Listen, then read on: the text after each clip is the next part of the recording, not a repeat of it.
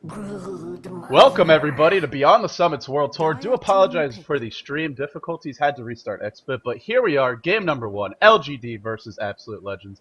I am LD, joining me is Luminous. Together we are David and Lumi. We're a bit of the way through the draft, so I will let you catch us up. I don't know whether it's catch up 3 intelligence hero versus 3 non-intelligence hero. Bam! Analysis done by dotacommentaries.com, which is, by the way, where we're from. Absolute Legend barely made it through the group stage, but LGD, I believe they came in second of their group, or if not number 1. So LGD, just by how they're doing so far, they should have, I guess, the edge in this matchup. They were 2-1. EG took them down, and so EG took that group 3-0. LGD, very surprisingly, I would have considered them the favorites going to that group, but EG has looked really sharp as of late. So for LGD, they get a little bit of everything. Some strong solo here, some decent team fight in the Sand King, Rubik giving them some ganky power, a little bit of everything. Not really too concentrated in one area. We'll have to see where they go for this next stage of the draft, but I will say off the bat, they're wide open here. They can really go in a number of directions. Now, the one thing they do have is a lot of heroes that need levels, that need some farm. Especially heroes like the Sand King, the Broodmother. Even if you want to run that Sand King or the Rubik as a support, they are going to need some farm and some levels. So we'll have to see how they lane things. But for the moment, still the draft pretty open. AL, they go for a Morphling, so they have a lot of heroes that require farm and levels, but some big burst damage coming out here. That one probably going to be played by Bleek. Yeah, one thing I want to point out when you're watching LGD plays is like they like to pick the Shadow Shaman quite a bit and throw him on support. And I like how you earlier brought out about, support or heroes in general needs quite a bit of level. If they pick a Shadow Shaman here and then use him as a support, that's even going to stretch the level needingness even more so. So perhaps that's the reason why they opt for Windrunner now. Windrunner can be placed as support, but mostly going to be as a solo mid in this case, considering that Broodmother is most likely on one of the side lanes as well. But the versatility of this LGD lineup is very much so, very high.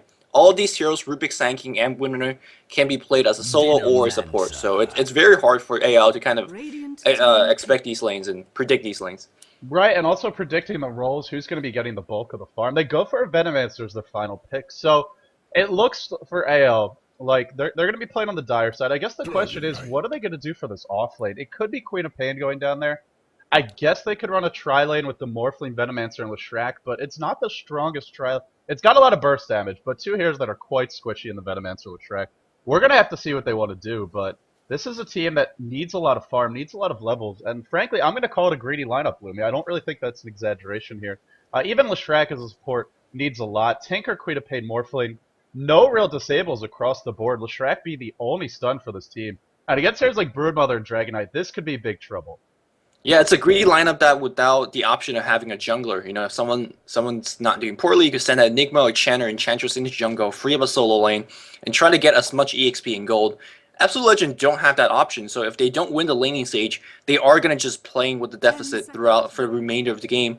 Whereas the Radiant, they have a little bit more options. Broodmother could always send the Spiralings into the jungle, and whoever could farm there, they could farm in the lane, farm in the jungle, go push, because they're great pushing heroes in the Dragonite, as well as the Broodmother.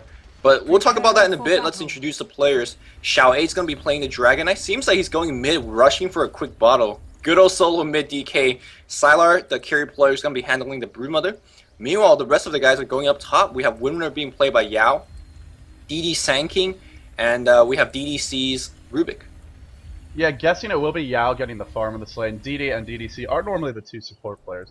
We will see, though. They are going for the offensive tri-lane. Meanwhile, for AL, Shatan on the bottom lane, playing that Tinker. bdiz standing in. He's going to be playing the Venomancer. Bleek actually did the drafting this game. He's going to be playing Morphling. Snoopy going to be on that Leshrac. And finally, we have Musica playing the Queen of Pain. So it's not 100%. Is anybody looking for a quick bottle here? No, nothing really revealed by the items.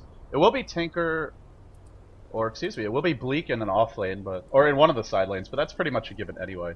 I'm guessing it's going to be Queen of Pain mid, but not really sure. Queen of Pain or Tinker mid, they both could definitely handle the lane. Perhaps, judging from this lineup, perhaps Queen of Pain on top lane might be a little bit better, considering that offensive tri-lane is extremely, extremely scary. It's Telekinesis, Burrow Strike, Shaco Shot, Power Shots. Yeah, and of course, even if you're just not going for the kill, even if you have a Queen of Pain with a very survivable hero like a Blink, they could still harass you and out deny you because 2 600 range heroes and a Sanking when he runs straight at you, you just have to back off. Not to mention, I mean, this is a lane where even Queen of Pain could die, despite having that blink. Telekinesis into a Burrow Strike. Burrow Strike has very low range at the early levels, but with Telekinesis set up, that really shouldn't be a problem. So whoever goes to this top lane is not going to have a good time up against this Trilane. Like you said, double 600 range here, so much harassment power. Rubik has a very good attack animation, Windrunner even better. This is going to be trouble for whoever's up top. So that, to me, that's going to be the big throwaway lane, even though they might be sending multiple heroes to what is traditionally known as the suicide lane. Mm-hmm. Do they have Sentry Wards for Broodmother? That would be the other question. And right now, I'm not seeing any. Yeah, I'm not seeing any at all. And Broodmother, a Venomous scale by itself would not be enough. You can see Sylar is going to be dropping a web at the rune spawn. We see Broodmother players do this quite a bit to ensure they get the first rune. Although, it is a big investment because you're dropping the web not in the lane. And at the early get-go of the game, your web has such a long cooldown. Or in any stage of the game that your web has such a long cooldown. You don't want to be...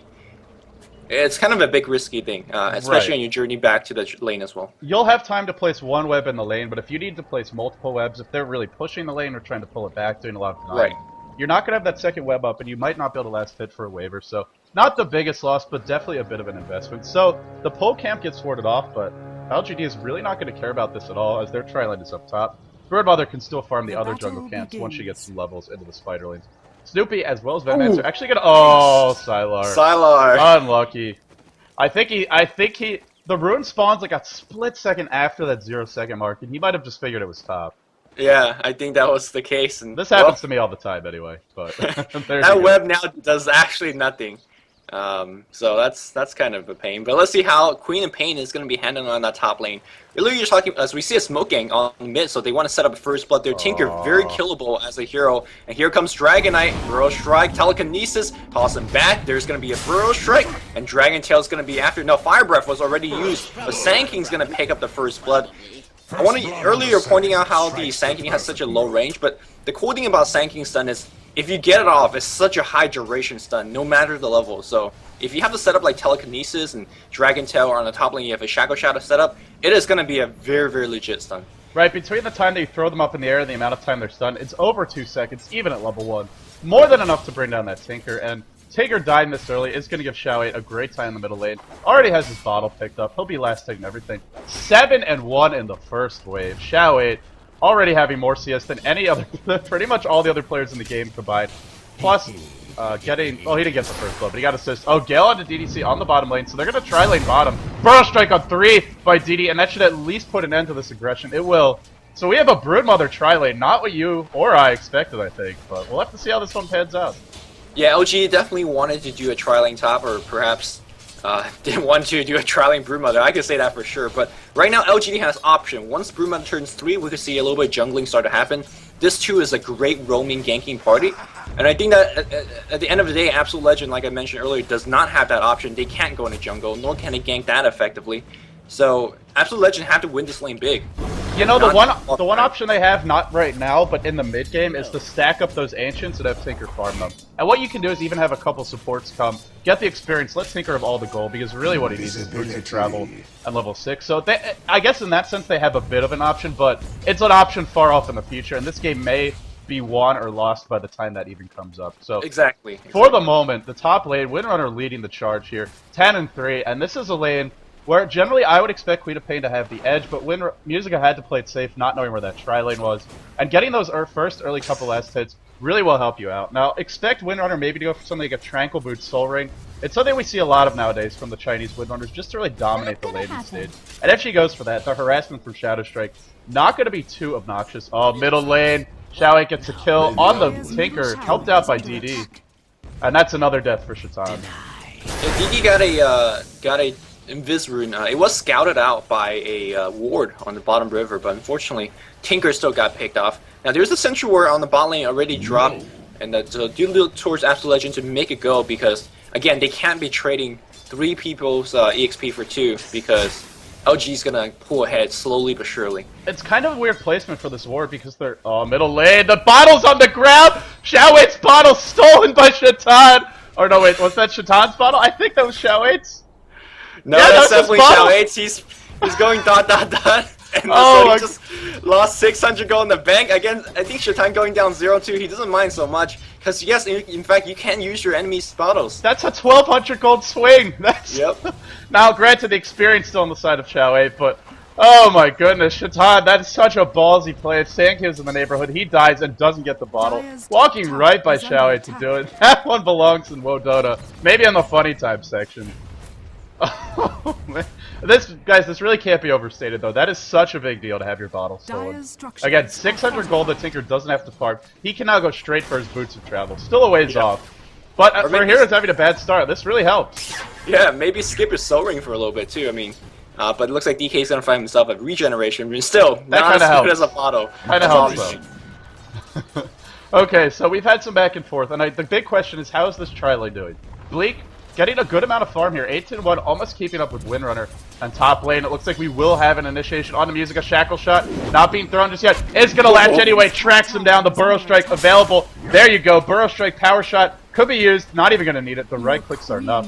Tranquil Boots already picked up, and Windrunner should be close to her soul right now. 700 gold, almost has it. That top lane not looking too good either. So really, the only thing they have going for them right now is the bottle that was stolen, and the fact that Morphline's getting farmed.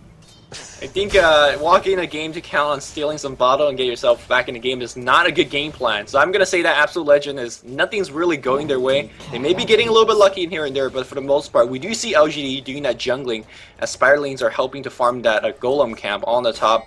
And now Rubik's getting some level. Sanking's playing exceptional. Already got a first blood mid, helped to get a roam up top to get another kill. And now it looks like mid lane's going to be a little bit attacked upon as Shatan very low in terms of mana, and of course very low in terms of HP as well. Sankey just waiting on the wings for that burst strike to happen. Yeah, you can't even fill up this bottle at your fountain, and that's what we see Shatan doing now. So Xiao 8, level 6, 300 gold in the bank. Does he have anything? Oh, bottom lane. Broodmother gets a kill, 1v3. Sylar also gonna live, maybe waveform through. Edict doing the damage, just enough to pick him up.